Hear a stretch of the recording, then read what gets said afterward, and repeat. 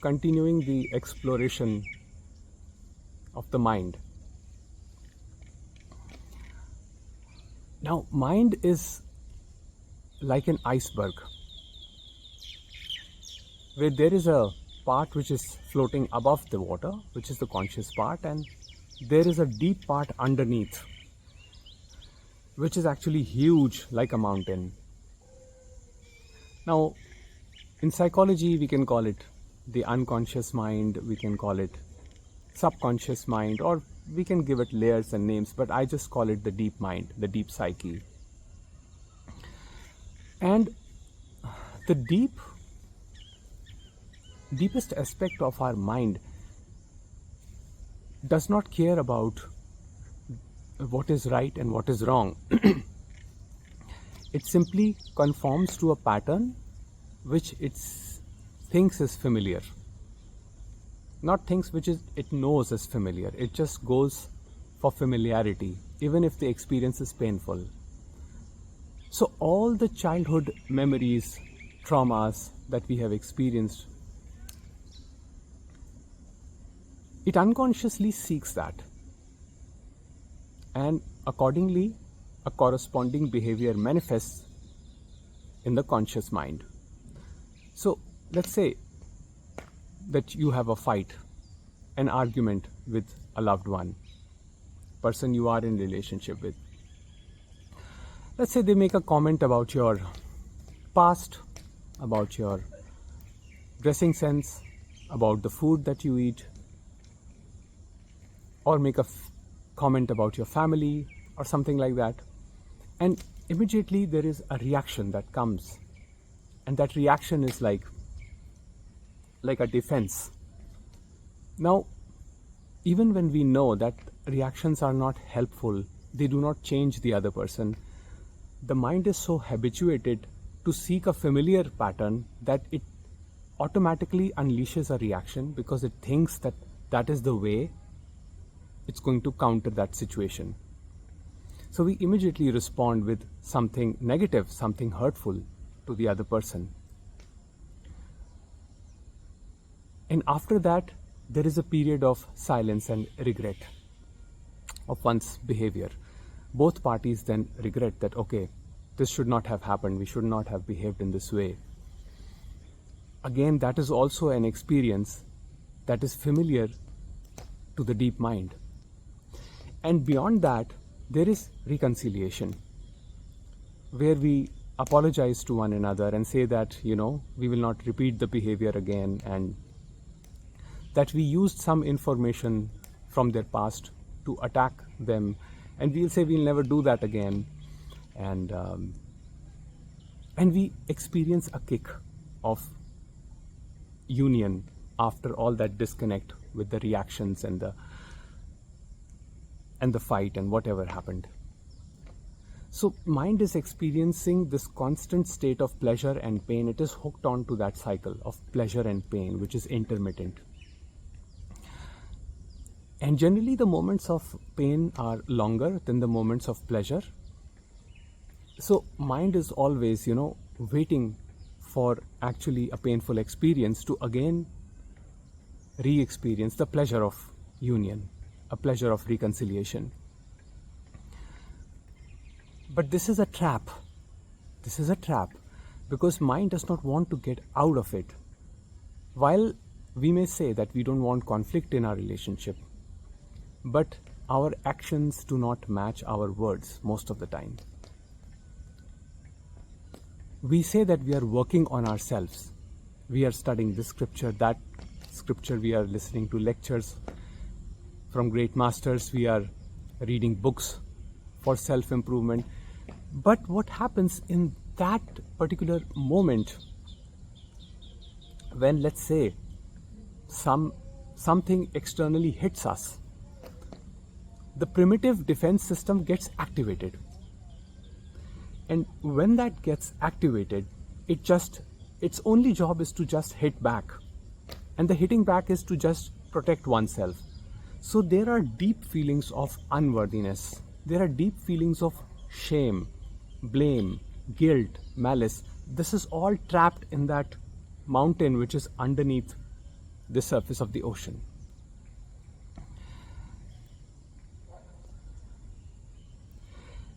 And generally, the solution that is given to us is that we must integrate the conscious surface with the unconscious, or what is below the mountain. But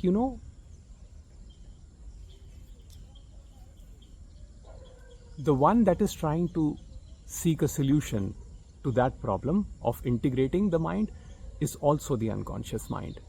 And it's actually much more powerful. So it is going to seek the pattern which is familiar, the pattern of pain and pleasure. So the unconscious mind actually gets hooked onto the drama. The drama is like first fight and then make up, fight and make up, fight and make up. Continuously it moves like that. It is hooked on to that drama. It does not want peace, because peace for that mind, for the deep mind, means death. So if peace was the objective, really, if the mind was totally interested in peace, it would not even move a muscle, the mind's muscle, which is thought. It would not even move a single thought in any direction to do anything about a given situation, but to simply observe the situation in totality. So when the awakening happens, that mind gets dented, starting from the conscious surface and goes deep into the unconscious as well. So there is a dent, there's a crack in that, which can feel very painful, and some people call it the dark night of the soul. But eventually that crack breaks open everything and destroys the whole mind. Now, that does not mean that the reaction or the cycle of pain and pleasure will not happen. They will still happen. They will still happen. But now there is a difference. And the difference is that they will happen momentarily and not extended in horizontal time as prolonged resentment, hatred, or malice towards each other. There will not be any throwing of blame, condemning each other for their actions. It will just happen in the moment. Even if a reaction happens, it will happen in a moment, and in that moment everything will be dissolved and subsided. This may take, maybe for some people it may take a couple of minutes. For others it may take maybe a couple of hours. And yet for some people it may take 1 or 2 days, depending upon the severity of the situation. For some people who have really deep understanding, this may be nipped in the bud even before it begins. Even before there is an arising of an emotion, it will be seen, not by the individual, but it will be seen that this emotion is destructive, and it is just a ploy of the mind to bring attention to what is familiar. It is just the strategy of the mind to conform to that pattern which it finds familiar. So that is the nature of mind. It clings to its own suffering. It clings to the idea that it is separate from the rest. And that separateness is the root of all conflict. So masters, they gave us just one pointer. They didn't tell us how to calm the mind.